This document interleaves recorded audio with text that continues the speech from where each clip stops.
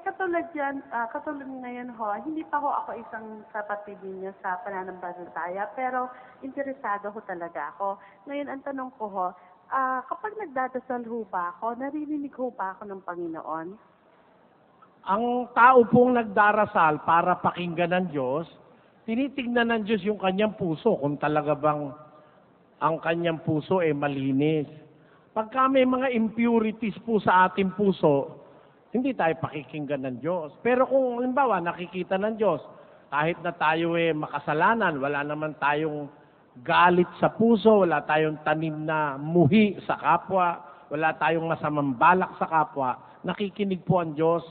At dadating po araw, tatawagin kayo ng Diyos para maglinis at para lalo niya tayong pakinggan. Pakinggan niyo po sa Mateo 7:21.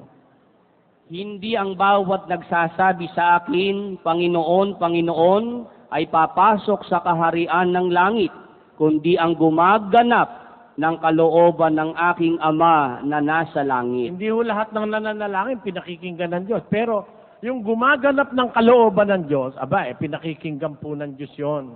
Nasa 9:31 ng aklat ng Juan, Brother Willie. Nalalaman naming hindi pinakikinggan ng Diyos ang mga makasalanan. Datapwat kung ang sino mang tao'y maging mananamba sa Diyos at ginagawa ang kanyang kalooban, siya'y pinakikinggan niya. Ayun, pinakikinggan ng Diyos yung taong gumagawa ng kanyang kalooban. Huwag po kayo mag-alala, sumunod lang kayo sa aral ng Diyos, pakikinggan po kayo ng Diyos.